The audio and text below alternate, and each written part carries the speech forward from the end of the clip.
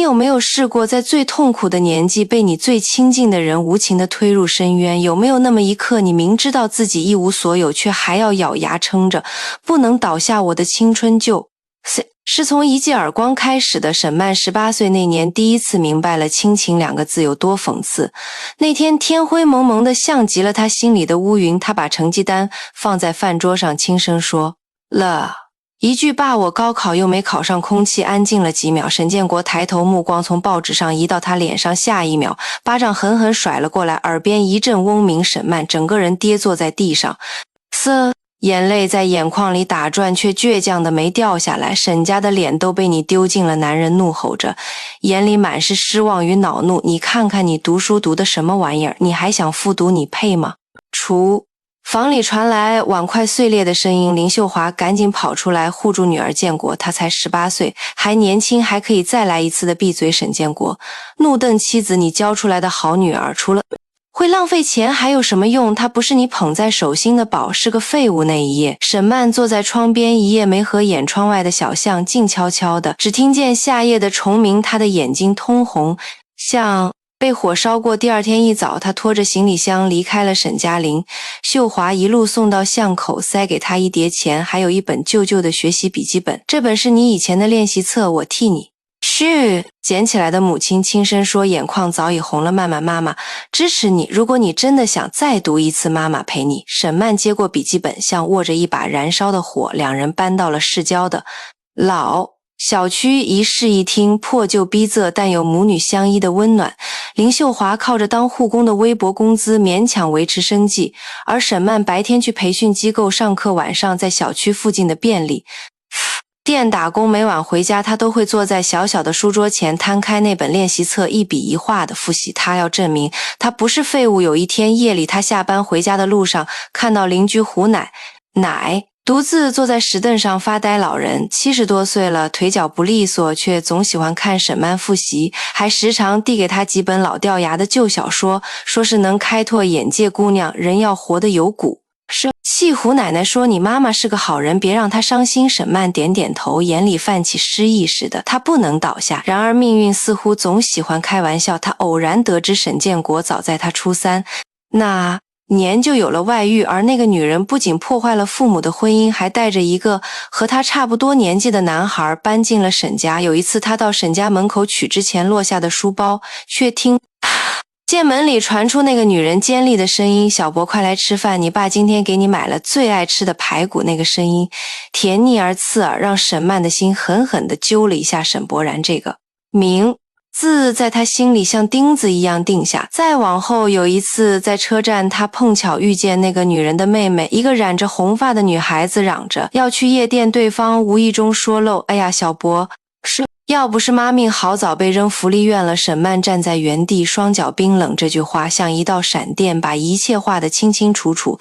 他曾经不明白为什么沈建国会对那个儿子如此偏爱，甚至不惜将他赶出家门，而现在他好像抓住了一条线索，可他还没有能力去查真相。他只能一边读书，一边攒钱，一边给母亲做饭送药。夜里复习时，他总会翻出那本笔记本，扉页上母亲写的一句话已经被磨得模糊。曼曼妈妈相信你，你是妈妈的骄傲。他会看一眼那句话，然后默默关上笔记本，把所有的泪水咽回肚子里。他知道这才只是开始。从夏天到冬天，沈曼的生活始终处在高压之中。培训班的老师很严厉，但沈曼从不敢抱怨。他知道他已经没有资格再失败一次了。白天背着沉重的书包，晚上挎着便利店，制服他像一架不知疲惫的机器，奔波在学习与打工之间。有时候深夜回家，便利店老板娘宋阿姨会给他留一杯热牛奶。这个胖胖的中年女人说话直来直去，却格外心疼她。这个小苦命姑娘，你要是我女儿，我早就把你爸的狗腿打断了。宋阿姨骂骂咧咧地说着，眼里却有掩不住的疼惜沈曼，只是笑笑接过牛奶道谢。她从来不抱怨命运，甚至不再怨恨沈建国。恨是奢侈的，他已经穷得连这种情绪都养不起了。有一晚，他回家看到林秀华正倚在阳台抽烟，那一刻他镇住了母亲的背影，在月光下显得特别瘦小。妈，你怎么学人抽烟了？林秀华回过是头苦笑，工作压力大吗？今天一个病人不小心在病房摔了，我被骂了一下午。沈曼脱下外套替他披上以后，少抽点对肺不好。林秀华揉揉他的头发，你知道的倒挺多。他没说的是，沈曼早在图书馆里啃完了内科学与解剖学入门，连笔记都做了厚厚2本。他不是个天才，只是没退路，日子一天天过去，高考也越来越近，沈曼仿佛走在一条看不见尽头的长廊中，唯一的光亮是母亲给她准备的便当盒上用记号笔写的那一句慢慢冲呀考试。那天她起了个大早，母亲替她扎了个高高的马尾，说考好了就给你做红烧排骨。沈曼点头，这次不会让你失望了。考完后她没有回家，而是直接去了便利店上班忙碌，反而能掩盖内心的忐忑不安。放榜那天他没有看成绩，直到傍晚林秀华冲进便利店，满脸泪花地抱住他，曼曼，你考上了重点一大第1志愿录取。那一刻沈曼仿佛被人点燃了整颗心，所有深夜的泪水、委屈、饥饿、疲惫都在母亲的怀抱里化作欢喜。余光他回到家，母女俩抱头痛哭。那一晚他破天荒地睡了一个好觉，梦里他穿上白大褂，站在医院的走廊上，阳光透过窗户洒在他身上，像是未来在朝他招手。然而命运再次嘲笑他。报道前一周，林秀华在工作时突然晕倒，紧急送进医院，医生初步诊断为肺部占位性病变，建议尽快做进一步检查。沈曼握着母亲冰凉的手，嘴唇发颤，妈，你怎么都没跟我说过你身体不舒服。林秀华苦笑，怕你担心，你这不是刚考上大学吗？妈不能拖你。后腿检查结果下来是中期肺腺癌。沈曼站在医院楼道里，整个人恍若失魂，她不敢哭，也不能倒。他知道从今天开始，他不只是一个学生，更是母亲唯一的依靠。入学那天，他没有像其他新生那样兴奋，他拖着行李箱，带着病历单和一叠住院押金单，默默走进宿舍。同宿舍的女孩们都很好奇，她为什么总是来去匆匆，也不参加任何活动。没人知道，她每天在医院与学校之间奔波，一边照顾母亲，一边完成繁重的医学课程。她为了节省车费，早上5点起床，走40分钟到校，中午在医院吃母亲剩下的饭菜，晚上回宿舍后还要背解剖结构和病理知识。为什么选择读医？有一次辅导员问他，他答：因为我不想再看到母亲痛苦时却什么也做不了。老师眼里闪过一丝震动，愿你成为他的骄傲。大一寒假他没回家，选择留校打工。他在实验室做标本清理工作，时薪不高，但每一分钱他都攒下来交母亲的治疗费。那年除夕，他和林秀华在医院病房吃了一顿简陋的饺子，窗外烟花绽放，病房里却只有他们的笑声与泪水。漫漫，对不起。林秀华眼眶泛红，妈妈没能给你一个像样的青春。妈不用。对不起。沈曼握紧他的手，你给了我最好的，从不放弃我。他们对视一笑，那一刻世界安静下来，生活依旧艰难，可沈曼觉得心里有光，就不怕黑。这一年他获得了学校奖学金、社团助学金以及市级优秀学生称号，而他的脚步才刚刚开始踏上通往医学之路的。真诚冬天很冷到连呼吸都带着一丝刺骨的痛，医院的暖气总是不够用。林秀华躺在病床上，脸色苍白，嘴唇干裂。沈曼一边给他擦嘴，一边小心翼翼地掖好被角。妈，我去趟图书馆，很快回来。林秀华勉强点头，别太累，你自己也要注意身体。沈曼轻轻应了一声，转身出门，却在走廊尽头踌躇了片刻。他没有去图书馆，而是悄悄去了医院的肿瘤科资料室，查阅关于肺腺癌的所有相关资料。他翻得手指通红，眼睛酸涩，脑子里却前所未有的清醒。他要尽全力了解这个病，为母亲争一口气，也为自己争一个未来。回到学校后，他埋头苦读，不仅完成医学部的必修课程，还旁听了高级病理学、临床诊断、肿瘤学基础等课程。教授们对这个沉默寡言却异常刻苦的女生印象深刻。你将来一定是个好医生。一位老教授拍着他的肩说。他笑了笑，没说话。他不是为了成为好医生，他只是想不再眼睁睁看着最亲的人被病魔一点点吞噬。就在大一结束前的一场模拟手术练习中，沈曼凭借精准的操作与冷静的判断，意外赢得了一个临时实习名额，跟随附属医院内科的一位主治医生学习一周。第一天，他就见识到了现实的残酷与医学的残忍。一位中年男性因突发心梗被推进抢救室，妻子跪在门外哭喊救救他，可最终医生还是无奈。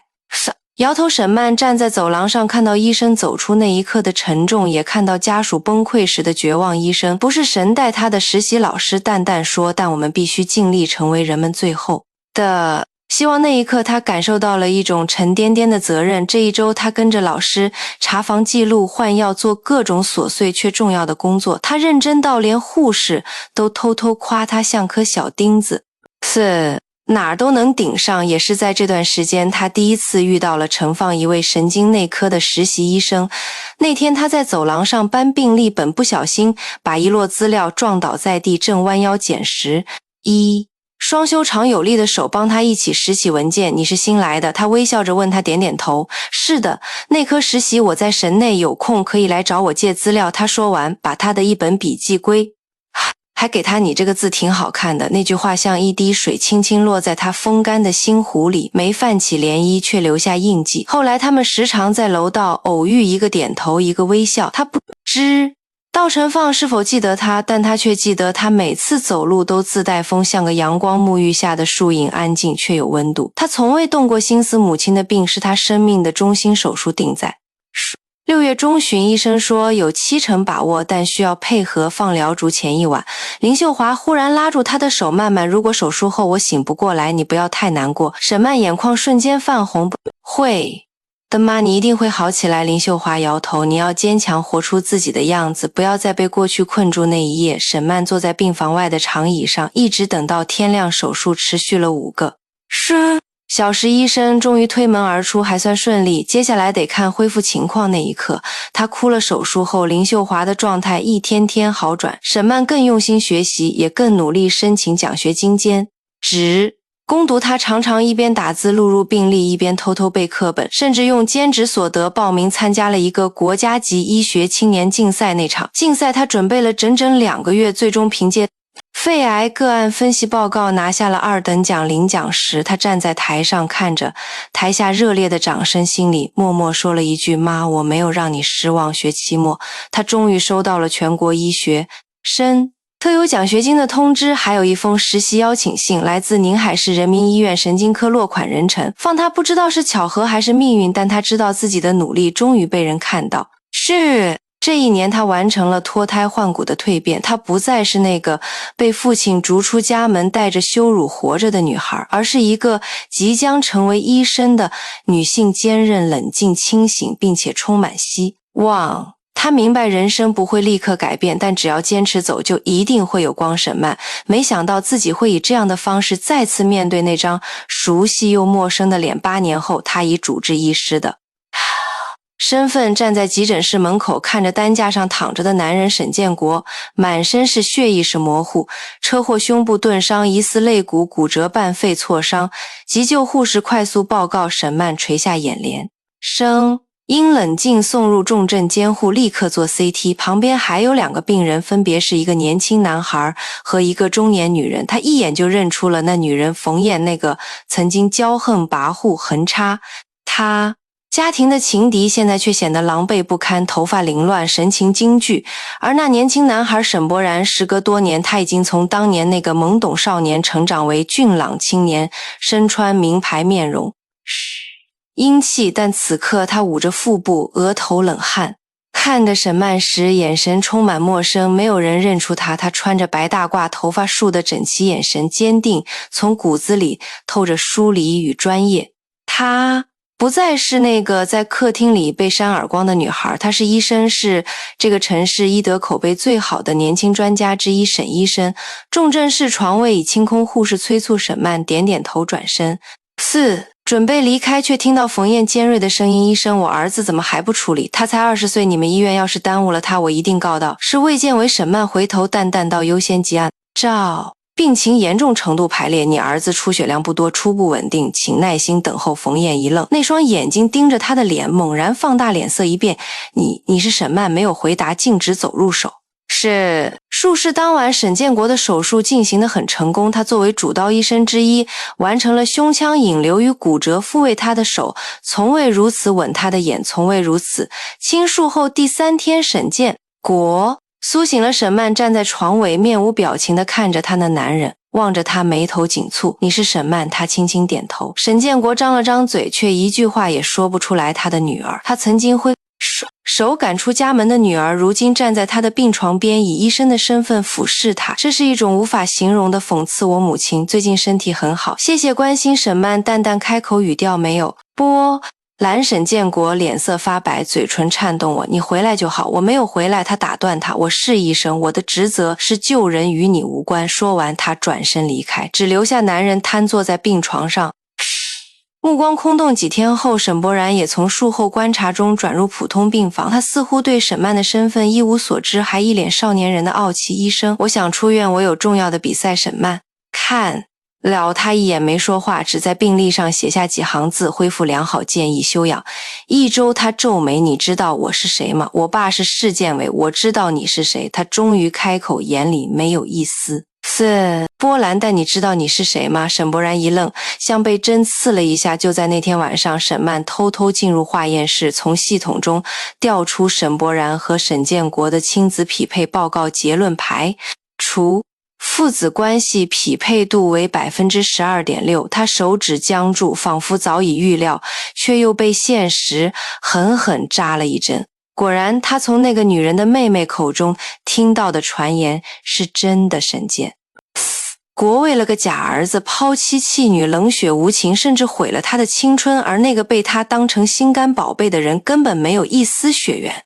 沈曼坐在值班室的沙发上，深夜的灯光打在他脸上，将他的侧影拉得很长。他突然有种无以名状的孤独与愤怒。他想过要公布真相吗？当然想，但这不是报复，这是审判。他要他自己面对一切己数。天后，一位陌生的来访者出现在医院大厅，一个穿着朴素的中年妇女，自称是沈博然的亲生母亲。我叫张碧芝。女人哽咽，18年前我把孩子托给了冯燕，他说能帮我找个好人家，谁知道我一直找不到他。沈曼看着他心跳一点一点加快。那一夜他没有回家，而是坐在母亲病房的椅子上，久久不语。林秀华醒来轻声问，怎么了曼曼？沈曼握着他的手，声音很轻，却透着前所未有的坚定。妈，我准备好了，他要让所有人都知道这些年他失去的尊严怎么一点一点拿回来，而那个背叛亲情、践踏良知的人终将面对真相的审判。那天晚上，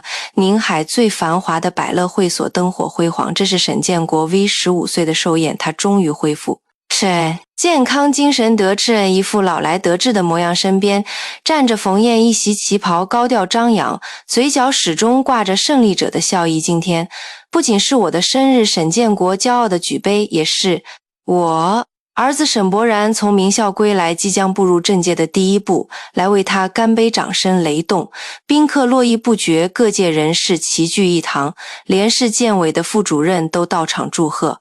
而此刻在会所门口，沈曼换上了一身简洁而得体的黑色西装，头发束起，手中拎着一个淡蓝色文件袋，站在夜色下，眼神冷静如水。他并不是受邀宾客冯燕，从来不会允许他这种耻辱出现在这种场合，但今天不同，他不是来吃酒的。宴会厅中央，沈博然搂着他的新女友，是政法委书记的独生女温佳，两人郎才女貌，俊男美女引得现场一片羡慕声。温佳端着酒杯悄声说，博然你爸对你真好，我爸说只要你顺利进实习，转正后安排你进委办事，不成问题。沈博然得意的笑笑，忽然目光一凝，他看见沈曼走进来，迈步稳健，不卑不亢。你怎么来了？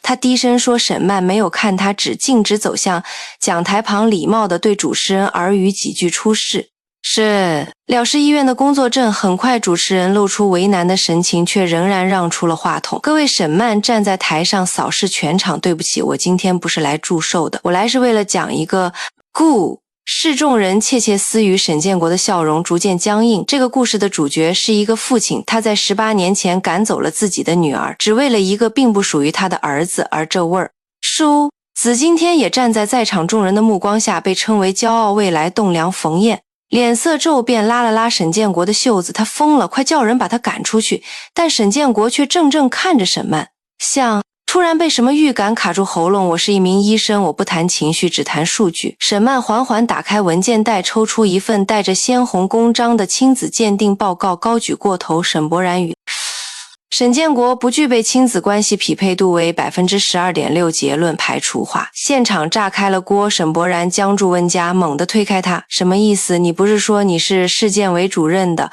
亲生儿子？冯燕冲上来想抢文件，被沈曼轻轻一侧身躲开。你不是早知道他不是你亲生的吧？他冷冷问沈建国。男人脸色惨白，嘴唇哆嗦，半天吐不出一个字。你为了一个不是自己骨肉的男孩，把亲生女儿赶出家门，把原配妻子赶进医院，这一切值得吗？沈曼把文件甩在台面上，头也不回地离开了台下。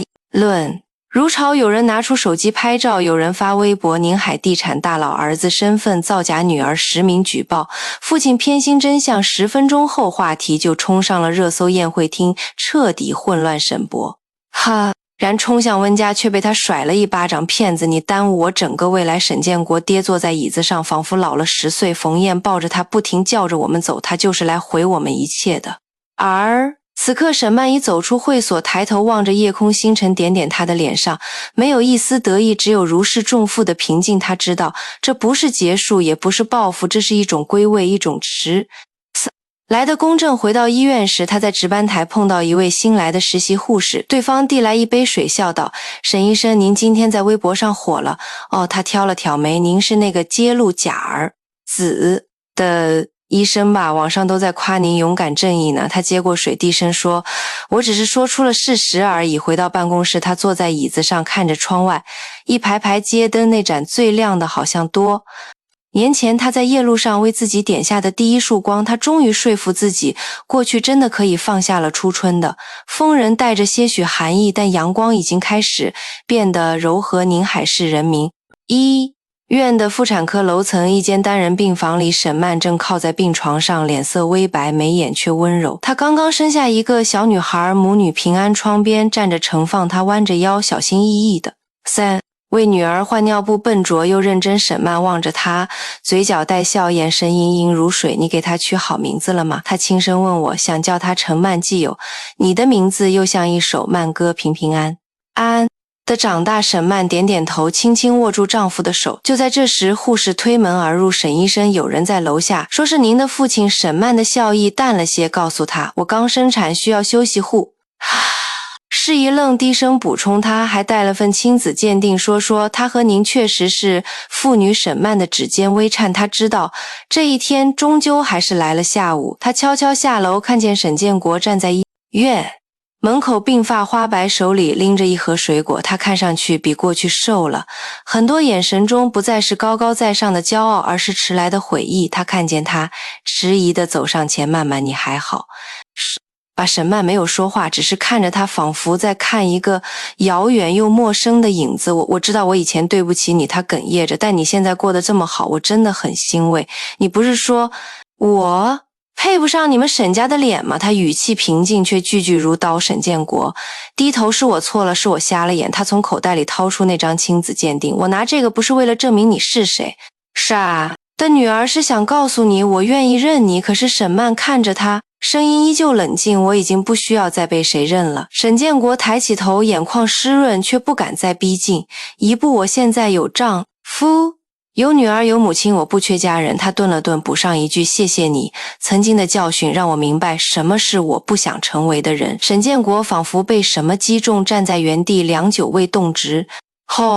到他转身，他才低低地喊出一句，你幸福就好。沈曼没有回头，只是走进电梯，按下了上行的按钮，回到病房。林秀华正在给小孙女换衣服，老太太眼角布满细纹，却笑容安详。曼曼，她来了吗？他试探着问。来了，你见她了？见了。沈曼淡淡道，但没留下。林秀华叹了一口气，又笑着拍拍女儿的手，你已经做得很好了。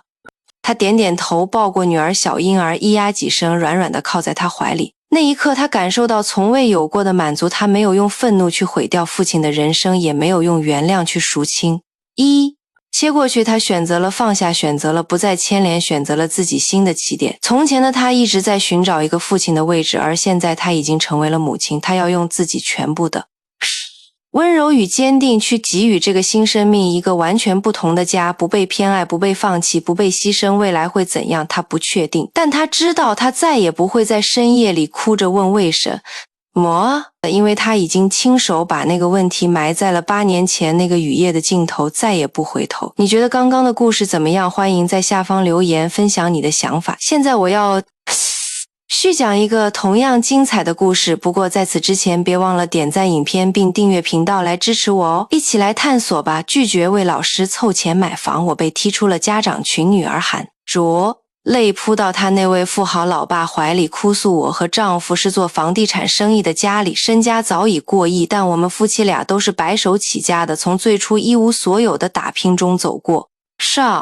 所以一直信奉着勤俭节约的生活方式，从不敢轻易挥霍。可我万万没想到，在某些学校老师的眼中，这样的节俭竟不再是一种美德，反倒成了穷人的标志。事情的起因说来也简单，开学第一天，我家女儿甜甜因为晕车，我特地骑了一辆电动车送她去学校，将车停在校门口的停车场后，刚好看见一辆迈巴赫缓缓停下，从车上下来一位穿着华伦天奴高跟鞋、满脸浓妆的贵气少妇，她牵着一个打扮的精致异常胖嘟嘟的小男孩，眼神不屑地扫了我一眼，轻声嘀咕：“这不是贵族学校吗？怎么还收那种坐破电动车来的穷孩子？”我眉头顿时皱起，难道骑电动车送孩子上学就低人一等了吗？再说了，我骑的不是普通电动车，那是从美国空运回来的 Zero 牌，市价10万元人民币，说它破也未免太过夸张了吧。正当我准备上前理论时，甜甜轻踏过手臂，指着那辆迈巴赫低声说：“妈妈，你快看，那车牌是8888，是不是咱们家的车？”我心里一惊，凑近一看，居然还真是我公司名下的商务车，这人怎么会开着我们公司的车？难道是套牌？我立刻掏出手机拍下车牌，拨电话给丈夫了解情况。随后我牵着甜甜一起走进办公室去找班主任报道。刚走进去，又看到那位浓妆艳抹的少妇，她正笑得花枝乱颤，和班主任聊得火热。老师，我家俊俊在家里可娇气了，他想要什么我就买什么，他要是有哪儿做的不妥当，还请您多担待。他笑盈盈地说道：“对了，老师，有什么需要尽管开口，我老公可是上市公司的总监，手里资源多着呢。”班主任推了推眼镜，笑着摸了摸俊俊那颗圆圆的大脑袋：“您的孩子我就当自己孩子一样看待，肯定会好好照顾的。”那少妇立刻娇笑着接话：“有您这话我就放心了。老师，我带甜甜来报道了。”他这突然冒出的一句话让我一愣，哪壶不开提哪壶啊！我忍不住开口打断：“请问报道需要准备哪些资料和手续？”班主任扫了我一眼，视线在我身上的优衣库休闲装略作停留，似乎有些不屑，随手递给我一张表格，随后又转头继续和俊俊妈妈你侬我侬的聊天。俊俊一看就是富贵人家的孩子，长得又高又壮。班主任赞叹：“那是每年我都带他去国外，国外空气好，人长得自然比别的孩子快。”他故作谦虚地说。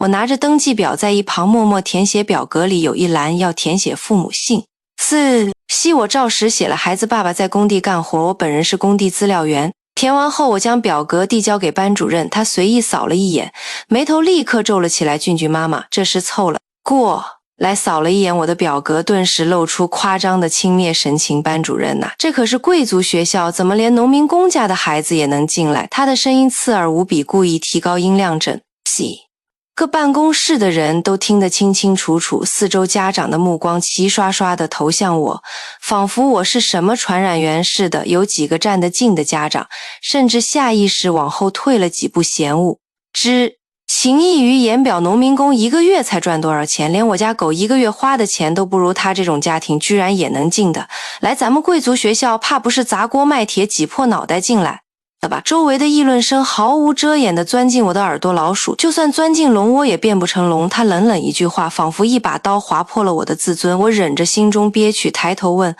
班主任老师，这就是我们学校家长应有的素质吗？他不紧不慢地说，咱们学校的家长多数社会地位较高，说话可能比较直接，别往心里去。我简直想笑。什么叫直接？他说自家孩子是龙，说我家孩子是老鼠，这不是没教养，是什么？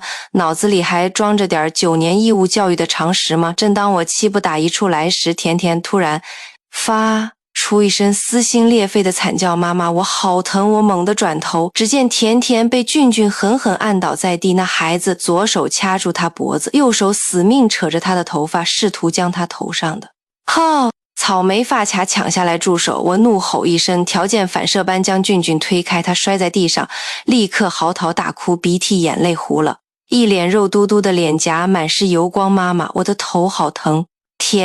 甜一边哭一边扑进我怀里，我连忙将她紧紧抱住。就在这时，一股浓重的血腥味扑鼻而来，我低头一看，甜甜头皮居然被俊俊的手指抓破了血丝隐隐，从头发缝里渗出来，我顿时怒火中烧，浑身颤抖。我的女儿，可是我辛辛苦苦怀胎10月生下来的，这些年我一直把她捧在手心里，细心呵护着才养大。可谁能想到，就在新学期的第一天，她就被同班同学扯破了，头皮鲜血直流，我的心都快碎了。我怎么可能忍得下这口气？我气得浑身发抖，忍无可忍地冲着俊俊的妈妈大声质问，你说这事你打算怎么解决？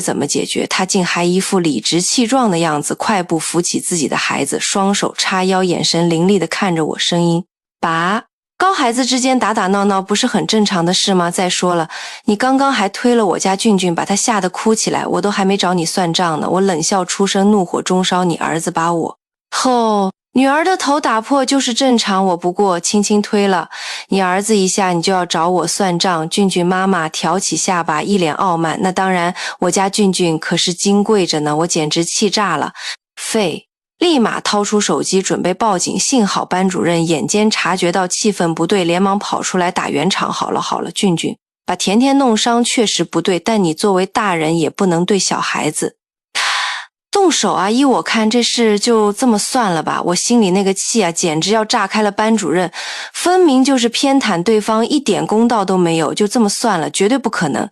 我心念一动，冷地拿起手机开口，刚才发生的一切我全都录下来了。我女儿也不是谁都能欺负的，我会带她去做伤情鉴定。我斜眼瞥了一眼俊俊，冷冷地说道，你就等着为自己的行为付出代价吧。你一个农民工能让我付出什么代价？俊俊妈妈脸色一变，明显有些慌了，怕我手里的录音视频真传出去对他们名声造成影响。他竟然从包里抽出一沓钞票，轻蔑的一甩，你不就是想要钱吗？这些钱就当是我施舍你的，哼，农民工就是农民工，搞这么大阵仗不就是为了钱吗？周围的家长开始窃窃私语，真是典型的只认钱不要脸。我还没开口反驳他，倒先把钱摔在地上，一边拉着俊俊大摇大摆地离开，一边高声嘲讽，穷鬼阿姨，穷鬼女儿，哈哈哈！那个发卡我都嫌脏了，我的手，我几乎要失控，怒火从胸口窜上脑门，真想冲上去狠狠教训这没教养的小屁孩，真是有娘生没娘。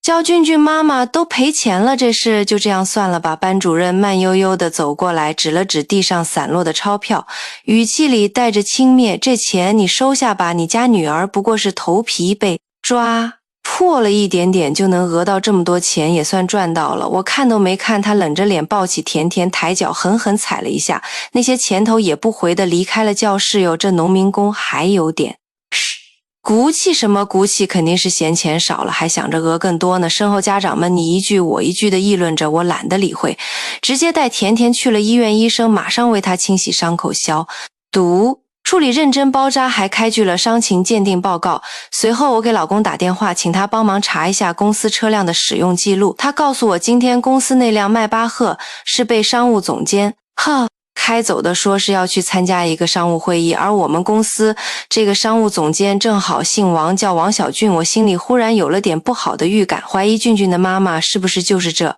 位王总的太太。也许她是为了撑面子才动用公司的高档车来接送孩子，在这贵族学校里摆谱充场面。下午甜甜班级召开第一次家长会，我一进教室就看到俊俊妈妈和几个打扮的珠光宝气的家长坐在 C 位上叽叽喳喳的炫耀不停，我们家俊俊穿的鞋随便一双都几万块，他娇气的很，一般只穿一次就扔了。我家小可也差不多戴的帽子都是几千几万的，看着他们得意洋洋的张扬，我只觉得满心反感。我低头看了一眼俊俊脚上的鞋，隔得有点远，看不太清楚鞋面细节，但隐隐觉得那像是仿货。我蹲下身，轻声对甜甜说：“宝贝，我们做人要诚实守信，也要懂得勤俭节约，知道吗？”噗嗤一声，俊俊妈妈掩嘴笑出。生没钱就直说，非得扯什么勤俭节约。他斜睨我一眼，对旁边人讥讽道：“他就是我说的那个又臭又硬的农民工，晦气死了！我给他1000块还嫌少，难不成？”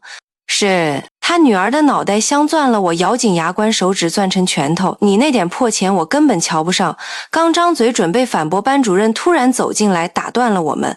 大家都是有素质的人，别在这大声喧哗。他脸色不善地看了我一眼，接着说道：“这次家长会有2个议题，一是讲解孩子入学的注意事项，二是班级家委会会长的竞选家委会会长。这个职位说起来其实不轻不重，却是连接学校和家长的桥梁，某种意义上也算是家长圈的门面人物。班主任站在讲台前，语调不疾不徐。这个职位虽然重要，但我希望各位家长量力而行。”他顿了顿，目光若有若无地掠过我，语气忽然多了几分深意。如果在经济或其他方面还欠些火候的家长，我还是建议不要贸然参与竞选。我可以话音未落，一位家长高举手臂，目光自信：“我清华毕业，掌握8种语言，我也行。”另一位家长紧随其后，声音洪亮：“我学历没那莫高，但我是本地人，我家就在城中村，一共8栋楼，请注意是8栋，不是8套房。”一时间家长们像打开了闸的水流，争先恐后举手晒学历、讲背景、列家产。有的家长是名校硕博，有的是海归精英，还有的直言丈夫是某大企业的高层，车子房子排得像菜单一样。原本该是认真严肃的家委会会长竞选，竟然莫名其妙变成了一场炫耀大会。哇，大家都好厉害啊！班主任站在旁边，笑容满面，满眼都是“你们太棒了”的赞许，而我一言不发。我们家一向讲究低调内敛，从不喜张扬。我知道以我的条件坐上家委会会长的位置绰绰有余，但这场热闹我懒得掺和。就在这时，俊俊妈妈的声音在人群中格外清亮：“我和我老公都是博士哈大的，哈大你懂的。”他抬起下巴，神情自豪。他是上市公司的总监，一年收入轻松上千万。我们家有3栋别墅，还有3辆车，宝马、迈巴赫、宾利亚。是这一番话说的全场哗然，家长们一片羡慕的赞叹：高学历、高收入、豪宅、名车。俊俊妈妈仿佛集所有光环于一身，连班主任脸上的笑意也变得殷勤了几分。我轻轻翻了个白眼，叮咚，手机震动。我低头一看，是公司里一名下属发来的消息，内容与俊俊妈妈的丈夫有关。果不其然，他口中的上市公司总监是我公司里那个姓王的商务总监，他确实是哈大毕业的，不过是哈尔滨大学，不是哈佛，确实是总监，但收入要上千万，那得是在给公司带来数亿业绩的前提下才行，平时拿的不过是1万块的固定工资罢了。再说他吹嘘的3栋别墅，根据我的调查，他家不过是按揭了一套老破小，另外2栋所谓的别墅其实是她和丈夫父母在乡下盖的2层楼房，土砖外墙，瓦片屋顶，谈不上什么豪华。而那3辆车，宝马是一辆早已倒了7手的老车，迈巴赫和宾利则是我公司商务用车，她老公借来开的罢了。我和丈夫也确实是哈大毕业，家里也有几套房，但真要比起炫技，我反倒觉得没什么值得拿出来摆的。俊俊妈妈是声音又响起来，假装谦虚地说：“比起大家，我也没什么优势了，就是可能更热心一点吧。俊俊一个孩子，如果能当选家委会会长，我一定会全力以赴为班级出力。”他说的煞有其事，听在我耳里却只觉得可笑。有时候越是没什么，就越喜欢拿出来说事。竞选很快落幕，俊俊妈妈毫无悬念地成为了新任家委会会长并火速拉了微信群开始组织活动。我刚回到家群里便响起提示，殷俊俊妈妈在群里发话，各位家长教师节快到了，为了表达对班主任的知情，家委会一致决定送一辆宝马 X5， 总价70万，由我负责交车钥匙，费用由全班30位家长均摊，每人只需出 2.35 万。紧跟着他贴出了收款码，还提醒大家转账后请截图发群。我看着消息冷冷一笑，这钱我1分钱都不会出。俊俊妈妈典型一个拍马屁的角色，想拿别人的钱来成全他自己的秦大戏做梦去吧。叮咚群里又炸开了锅，坚决支持老师。是园丁应该感谢宝马，是不是太寒碜了？怎么也得保时捷买车，不够气派，干脆买套房吧。怡园那边才300来，万离学校近，老师住着也方便给孩子补课。一位家长提议，俊俊妈妈眼神一扫，我阴阳怪气的接话，本来我也想搞个学区房或者好点的车，可考虑到甜甜妈妈家情况嘛，估计一辈子也挣不到那么多，只能退而求其次，便宜点大家平摊下也就 2.35 万。消息一出，家长们立刻感动，是的，不行，俊俊妈妈考虑的真周到，这钱我出了。叮咚叮咚，群里截图不断付款记录，一条接一条。俊俊妈妈转过头看着我，甜甜妈妈就差你喽。我冷笑着回复，我不参加这种讨好班主任的活动，穷人就是穷人，你要是拿不出钱直接说就是了，何必绕来绕去。俊俊他妈还发了个抽烟的大兵表情，说要不然他来替我垫上这笔钱。我忍不住笑出了声，我穷，拜托咱们学校里那栋最气派的教学楼还是我一个人捐建的呢，只不过我这个人向来低调从不张扬，所以一直没提过。但今天我真忍不住了，在家长群里回了一句，俊俊妈，你拿大家凑的钱买宝马，还美其名曰送给班主任做人情，你这是把我们全当傻子耍呢。是，你要真自己花钱也就算了，用集体的钱送人情，简直可笑至极。俊俊妈随即发来一段语音，语气轻飘飘的，这几万块我可真不在乎，俊俊妈您可别动气。这时候备注是欢欢妈妈的家长赶紧出来打圆场，你看看甜甜他妈这不是眼红你吗？你这身份地位，他嫉妒得很呢，自己没那个能力掏钱，心里不平衡呗。好了，别说没用的了。又有一个家长阴阳怪气的发了条消息，所以到底给不给这笔买宝马的钱啊？我毫不客气的回复，我不交这钱，我1分钱都不会出，我又没这义务。俊俊妈又发了一条语音，哼，穷鬼，马上就有一堆人附和起哄，甜甜妈你还是赶紧退群吧，我都替你尴尬。这个群本来就是龙凤班的家，是长群，你凑什么热闹，简直像个在地沟里刨食的老鼠，可不是吗？一个阶层的还行，不是一个圈层，非得往里挤干嘛？你一个打工家庭混什么贵族学校圈子？群消息叮咚不停，几乎炸了锅，全是嘲讽我的话。我还没来得及回嘴，就被俊俊妈一脚踢出了家委会群聊，心里火冒三丈。刚要说话，老公正好下班回家，看我情绪不太对，关心的问怎么了。我强压下心头的怒火，笑着摇头说没事儿。他忽然说对了，老婆，咱之前不是捐了一栋教学楼给女儿学校吗？校长刚联系我说想约个时间和咱们见一面，我点点头好啊。第二天我正在家练瑜伽，忽然接到了班主任的电话，电话那头的声音冷冰冰的，你马上来一趟学校。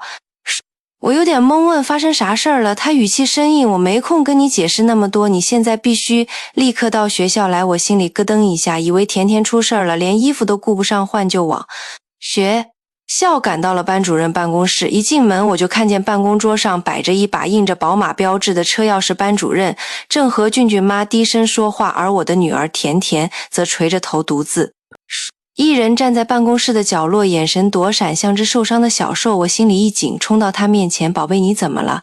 他那双小小的胳膊上布满了青紫的淤痕，身上那条碎花裙子也被撕破了，满是脏兮兮的手印。我的心顿时像被刀割一样，愤怒地看向班主任，你还有脸问我女儿怎么了？班主任斜斜地瞟了我一眼，居高临下的说你女儿这是自作自受。我眼眶顿时就红了，咬牙说，我劝你一句，把事情一五一十的说清楚，不然我不会善罢甘休。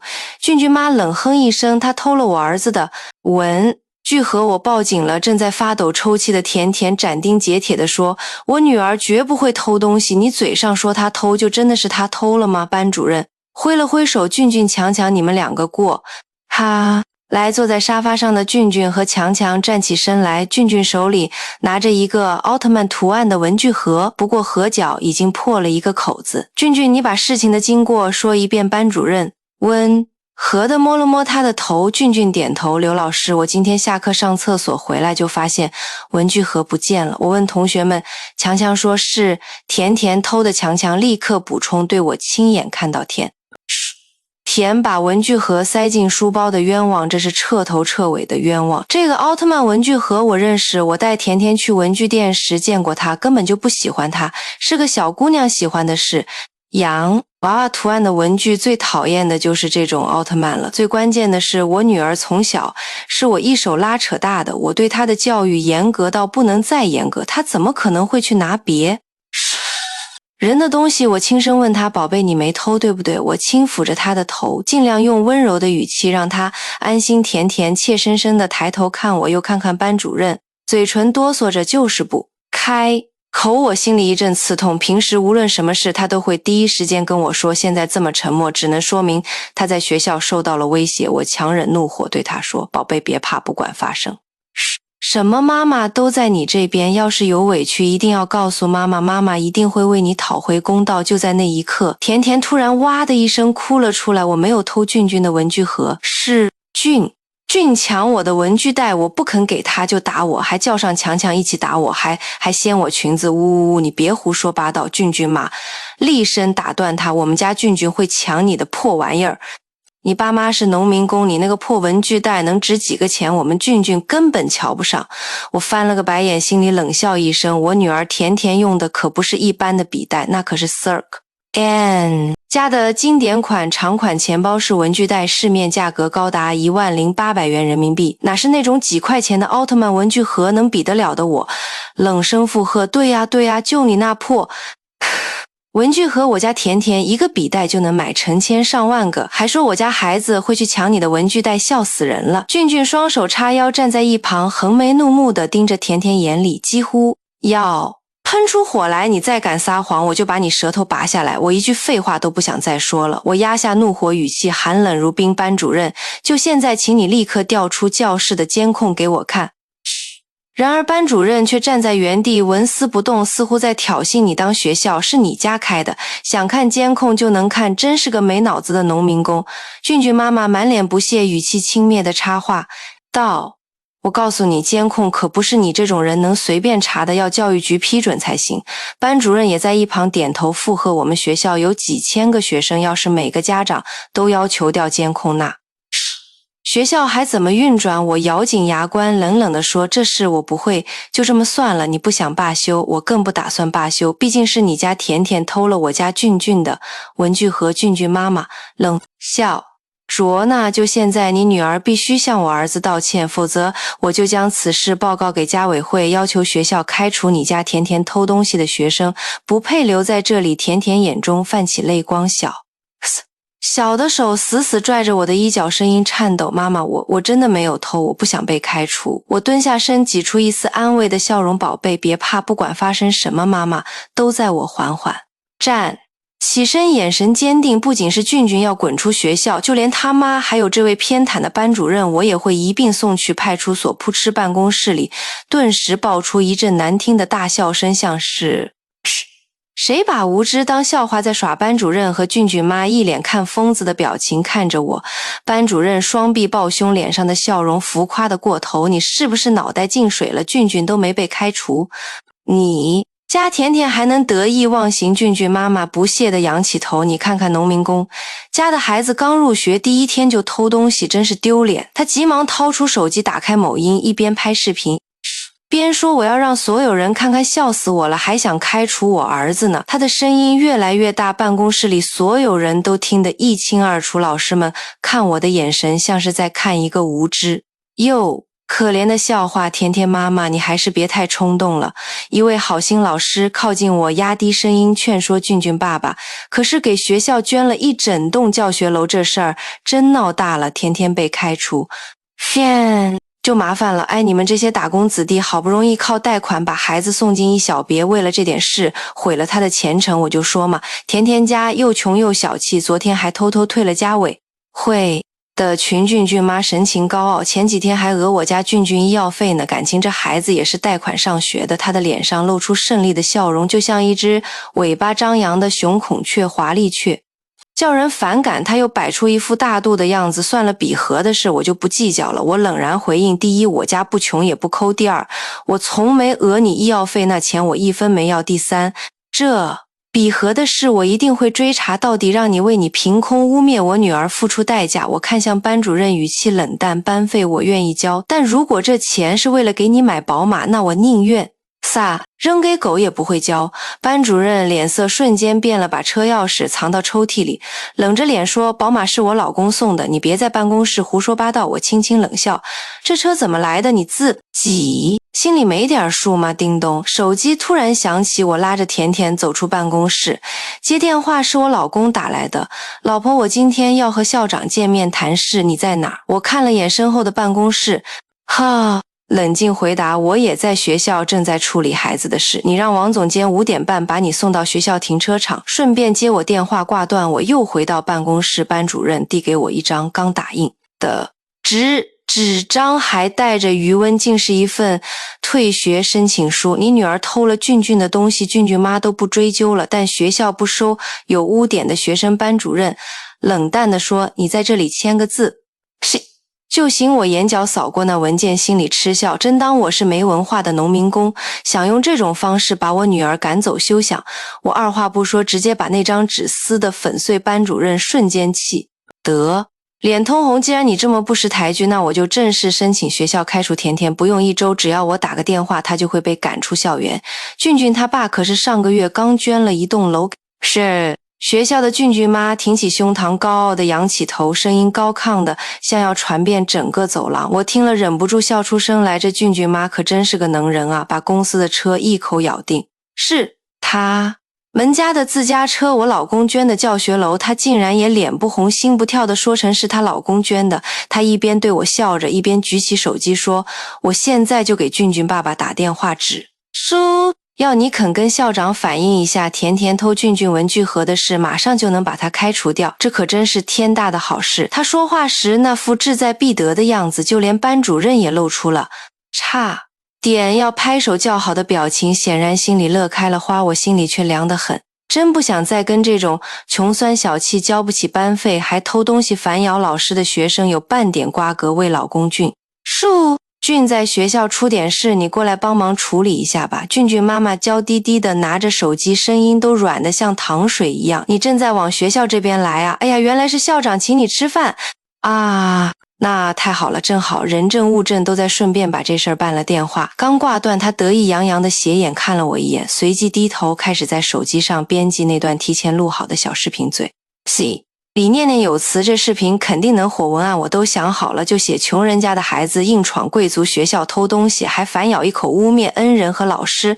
到时候我再投个抖加，把范围设到全市各个学校去，让所有老师都认识甜甜这号人物。他特意把声音放得很大，就像是故意要我们听得一清二楚。说完还抬头斜眼看我，嘴角一勾，冷说道：等这个视频火了以后，没有哪个学校敢收你女儿，穷鬼就是穷鬼，没钱就别想上贵族学校。班主任看着他那一脸谄媚的笑，眼神里的银河几乎要溢出来了。像他女儿这样的根本就不配读书，就该去工地跟着父母搬砖。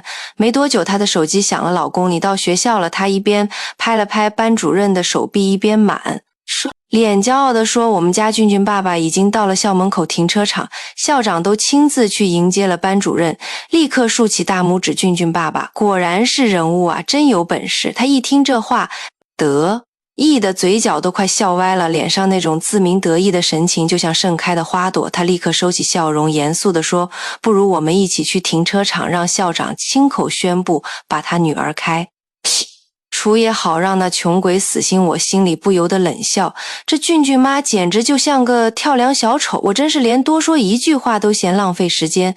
到了停车场，在一排豪车中最显眼的还是那辆停在中央的白色宾利雅致。刘老师指着那车，满脸震惊地问俊俊妈妈：“这就是你上次说的那辆宾利？”他挺胸抬头，一脸骄傲地说：“对啊，是我们家的车。今天俊俊爸爸带着手下的人和校长约饭呢。”我听得又想笑，我老公明明是俊俊爸爸的老板，可现在竟然被说成是朋友，这吹牛本事真是一流班。主任凑上来羡慕地说：“这车起码要500万吧？”他眉毛一挑，轻描淡写地说：“加了配置后也就800-900万而已。”就在这时，甜甜突然冒出一句：“那是我爸爸的车。”他声音虽小，却让全场一静。随后，俊俊妈妈和班主任爆发出哄堂大笑，讥讽着说：“这孩子也太爱幻想了，一看到好东西就认成是自己的。”我蹲下来靠近甜轻声问他：“宝贝，你是不是看过《让子弹飞》那部电影？”他点点头。我微微一笑说：“那我们就让子弹飞一会儿，好不好？”他又点了点头。宾利车旁边站着3位男，说人一个看起来30来岁，一个约50，还有一个40多岁的样子。3人都西装笔挺，精神抖擞，但稍有眼力的人一眼就能看出，那个肤色较黑，穿着相对普通的中年男人，他衣服的布料就差了一截，那就是俊俊的爸爸。俊俊妈妈笑盈盈地走上去，亲密地挽住丈夫的胳膊，接着热情地跟校长打招呼。我老公在人群中扫视了一圈，终于看到了我。他刚想冲我招手，我立刻朝他使了个眼色。他微微一震，似乎没太明白，脸上没露出太多情绪。校长好。他站在校长面前，班主任立刻变得拘谨起来，低下头鞠了个躬。校长，我们学校有个家庭困难的学生，甜甜偷了俊俊的东西，还死不承认，反倒反咬一口说俊俊偷他的。我建议把他开除。他妈妈态度也非常恶劣，竟然还要俊俊道歉。爸爸，你跟校长说说吧，把那个穷人家的女儿开除掉。俊俊扑到他爸爸怀里说：“我不想跟他。”一个班俊俊爸爸看了看我老公，见他没说话，壮着胆子说道：“李校长，您看像这样的学生还有必要留在学校吗？”校长沉吟片刻问道：“有证据吗？人证物证都有。”俊俊妈妈立刻指着儿子手臂上的几道抓痕，然后拿出那个裂开的文具盒。校长，您看，这是甜甜抓的我儿子胳膊上的抓痕，还有这个文具盒是他偷东西不成就摔了的。他又指着站在一旁的强强，他就是认证。他说亲眼看见甜甜偷了我们家的文具。校长的目光在我和甜甜身上来回打量，语气平静，却暗藏锋芒地问道：“甜甜妈妈，你有什么想说的吗？”我挺直脊背，声音清晰而坚定地回应：“我家甜甜没偷东西，我要求查看监控，人证物证都摆在这里了，还有什么可怀疑的？这些年我一直在公司幕后工作，鲜少露面，所以俊俊爸爸并不认识我。”他很不客气地打断我，冷笑着说：“校长，时间宝贵，别为了你家孩子偷点小东西就来浪费校长时间。”小事。我老公忽然出声，语气冷冽中带着怒火：“这么无法无天的孩子，光是开除也太轻了吧？看看我家孩子被打成神么样了。”他话音刚落，俊俊爸爸和俊俊妈妈眼里立刻浮现出一抹惊喜。俊俊爸爸显然没想到这位老板居然当场帮自己撑腰，看样子老板根本不打算轻易放过甜甜。而俊俊妈妈心里也在盘算，俊俊他爸一向只和有钱有势的人打交道，这位朋友既然能让老板如此维护，肯定来头不小。这下在校长和班主任面前，俊俊爸的地位也不一样了。那您打算怎么追究？俊俊妈妈的语气掩不住兴奋。我老公转头看向甜甜，冷静地吩咐让公司法务安排伤情鉴定，然后起诉肇事者，依法追责。对，不仅要追责，还要报警立案，让他在警察局留下案底，狠狠地教训一下。我老公声音不大，但句句铿锵。校长点头赞同，这种不讲规矩的孩子不能轻饶。我低头看着甜甜，心中难掩失望。早就劝你道歉，你不听，现在后悔也来不及了。俊俊妈妈望着我，眼中满是幸灾乐祸。刚才如果你是稍微有点自知之明，自己申请转学，也许事情还不至于闹这么大。可你呢，像茅坑里的石头，又臭又硬。现在好了，事情闹大了。班主任在一旁冷嘲热讽：“俊爸爸肯定会请最好的律师，到时候你们夫妻俩就是搬一辈子砖也赔不起律师费。李校长真是不好意思耽误您宝贵的时间处理我们家这点小事。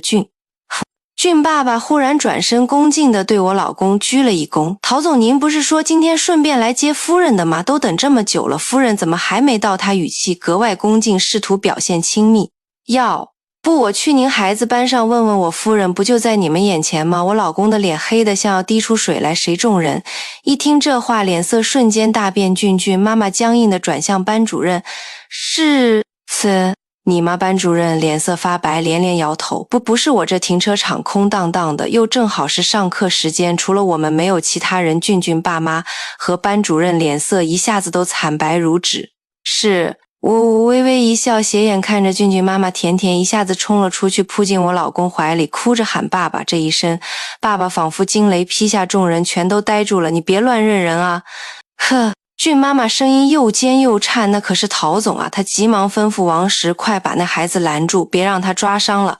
陶总他的语气充满了慌乱和不敢置信。爸爸，俊还有那个坏姨欺负我。甜趴在老公怀里，委屈巴巴地哭了起来。俊爸爸脸色如纸，冷汗一滴滴从额头滑下，整个人僵在原地，仿佛木偶一样动弹不得。甜般认的声音颤抖着，你没认错人吧？他没认错。我笑着说，他爸爸就是陶总。班主任瞪大了眼睛，脚下一滑，直接摔倒在地上。宝贝，他们怎么欺负你的老公？手抱着甜，一手轻轻帮他擦泪。俊抢我的文具盒，我不给他，就打我。甜带着哭腔回忆，我反抗他们，就扯我的裙子。不是的，是甜抢了俊的文具盒。老师急忙辩解，声音中满是惶恐。这里轮不到你说话。校长一瞪眼，陶总给我们学校捐了一栋教学楼，他女儿说话的时候不许随便打断。班主任顿时面如死灰，扭头看向俊妈妈，你不是说那栋楼是你老公捐的吗？俊妈妈低下头，满脸羞愧，一句话也说不出来。爸爸他们太坏了，他们冤枉我偷东西，还要把我开除。甜哭得更伤心了，一向喜怒不形于色的老公这时已是满脸怒火。查监控。老公一声令下，如同圣旨之前，我怎么说班主任都不肯查的。在监控终于被调了出来，画面清晰地显示俊偷偷拿走了甜的文具袋，被甜发现后竟然直接抢了过去。甜试图夺回，反而被俊打了一顿手，臂和小腿都青一块紫一块的。他拼命反抗，也挠了俊几下。打斗中俊叫来了强，两人联手，甚至用文具盒砸他胳膊，文具盒都砸变形了。上课后班主任只发现打架，却偏偏只把甜叫进办公室，当着他的面絮絮叨叨地说个不停，见他摇头就罚他站了一下。紧接着班主任把俊的妈妈叫来了，人低声商量了一会儿后，他才给我打电话说让我去一趟办公室。我刚踏进办公室就打开了录音设备，果然没错，录音里清楚地传来了我焦急的声音，你儿怎么会变成这样？班主任立马冷嘲热讽，你还有脸问？你女儿就是活该。我一听火气蹭的一下就上来了，我劝你还是一字一句把事情给我说清楚。石俊妈妈插话了，你女儿偷东西，她偷了我儿子的文具盒。我毫不犹豫地回对，那绝对不可能。录音结束后，我在网上找到了俊妈妈在抖音上发布的视频配文是醒目的红色大字，穷人家的孩子进了贵族学校偷了东西，还反咬失主和老师。我把视频拿给我老公看，还告诉他俊妈妈想要花钱推广这个视频，让我们女儿在周边都混不下去。老公看到这里气得脸都青了。我冷声看着王石说，你可是我的员工，居然纵容你老婆这么欺负我女儿。王石往后一退，脸色铁青，快步走到俊妈妈跟前，抬手就是一巴掌。你眼瞎了吗？谁都看得出来是我们家俊偷了陶总女儿的东西。俊妈妈捂着火辣的脸，一声不敢吭。此刻他像只被拔光了羽毛的孔雀，狼狈不堪，又羞又怒，还不赶紧道歉。王石又狠狠扇了他一巴掌。他咬着嘴唇，眼神躲躲闪闪的看向我，声音颤抖地说，对不起。他继续说，你老公一年挣几千万，家里有3套房3辆车，居然还要向我这种普通农民工道歉。我忍无可忍，讽刺地回敬他是的脸色唰的一下白了。叮咚，他手机突然响了，他想立刻挂断，却因慌乱点了接听电话。那头传来粗暴的催款声，你到底什么时候还房贷？再不还银行收房。他一向吹嘘家里有3套别墅，这通电话彻底撕下了他的伪装。对不起，班主任突然跪在我面前，脸色惨白，声音发颤：“是我错了，我没查监控就误会了。”你女儿我该死亡时脸色越来越难看，大声呵斥：“俊俊妈妈还不道歉？对不起，对不起。”她低着头不敢正眼看我，不停鞠躬。可我冷冷地说：“光向我道歉没用，你侮辱的是我女儿。”我把甜甜抱起来，轻声对她说：“宝贝，是你受了委屈，对不起俊俊妈妈。”这才转向甜甜：“对不起甜甜。”像个小大人似的哼了一声，没理她。真说的非常对不起俊俊妈妈，扑通一声跪在了甜甜面前，哽咽求饶：“求你原谅我。”她如今这般卑微，分明是怕了疫情期间工作难找她，很清楚，要是得罪了我，王石就会丢了那高薪总监的职位。正因如此，他才放下自尊，低头下跪。班主任也跟着跪了下来，一脸惶恐：“求您大人有大量，别跟我计较。”我冷冷一笑：“如果我老公不是陶总，而是个普通工人，你们还会像现在一样低声下气？”我抱着甜甜转身走到一旁，语气清冷：“俊俊妈妈竞选上了家委会会长，却鼓动大家凑钱给你买辆宝马 X5。”我看向班主任：“这辆宝马你收的心安理得吗？”校长一听勃然大怒：“我们学校明文规定不许收家长的礼物，你怎么敢做这种丧事？是失德的是。”班主任闻言当场嚎啕大哭，连解释的机会都没了。校长厉声宣布：“我们学校不需要你这种失德败坏的人。”俊俊妈妈还不死心嘟囔着：“你就是觉得我向农民工拿不出钱。”我冷冷质问：“你说你的做法合适吗？”他连连摇头：“不合适，不合适。”可你现在才说太晚了。我看向老公，俊俊爸爸居然把我们公司的车当自己家的屎擅自挪用，这是严重违规。老公毫不犹豫地说：“王石，你被开除了。”最终班主任因师德问题被学校通报批评，并开除俊俊，因偷窃被劝退。连那个做伪证的强强也一并被开除。至于王石，他也被我老公公司辞退处理。起初甜甜就曾说是俊俊先抢他的笔袋，而且那个笔袋价值高达10800元人民币，按照法律规定，抢夺金额达10000元，已达到6个月有期徒刑的起点。我果断报警处理，同时我请来了医生为甜甜验伤，并对俊俊提起民事诉讼。俊俊爸爸最终赔偿了3年的工资。因私用公车，他名誉扫地，被同行唾弃，自此再也找不到同等级别的工作了。后来我听说他实在是走投无路了，了糊口，只好晚上开着一辆送外卖的宝马电动车，在街头巷尾摆摊卖些小杂货。曾经那个风风光光颐指气使的班主任，因为收家长的宝马车而被学校依指令开除了。事情被通报之后，校长亲自下令对学校班委会行贿受贿的情况展开了彻查。那之后，学校的风气发生了翻天覆地的变化，逐渐走向了清明正直公平公正。女儿跟我说，学校来了个新班主任，是刚刚研究生毕业分配过来的年轻老师。这个班主任清廉自律，对所有学生一视同仁，无论家庭条件如何，态度始终如一温和而坚定。听到这儿，我心里暖暖的，像冬日晒着阳光。这个世界本就该是这样，每个孩子都是祖国的花朵，我们不该带着偏见的眼镜去审视任何一朵含苞待放的希望。日子悄悄流淌，岁月如梭，一晃几年就过去了。某天傍晚，我们一家3口去逛夜市，甜甜一下子被一个颜色鲜艳的蝴蝶结玩具吸引住了，小眼睛亮晶晶的。我便凑过去问这个多少钱。正说话间，我忽然觉得卖玩具的那位老板娘眉眼有些熟悉。大姐，这个可是今年最火的款式呢，是蝴蝶结哦。她一边整理着摊位上的发饰，一边热情地说：“这发饰特别适合你家这位皮肤白白嫩嫩的小美女，只要10块钱。”她说话的声音让我一愣，有些熟悉。我忍不住抬头认真看了她一眼，然后惊讶的几乎说不出话来。她竟然是俊俊的妈妈，只是这些年过去了，生活的魔力在她脸上下了许多岁月的痕迹，额头的皱纹如同风吹过的水面，一圈圈的显现出来，让她看上去苍老了许多。我们四目相对，她也认出了我，眼神中顿时流露出尴尬与羞愧，急忙用手捂住脸，低下了头，仿佛不愿让任何人看见此刻的自己妈妈。快走了，这是那个坏阿姨。甜甜拉着我的手，急切地想带我离开这个摊。为我犹豫了一下，还是从口袋里拿出10块钱买了那个蝴蝶结。可从那以后，我和甜甜再也没有去过那条夜市。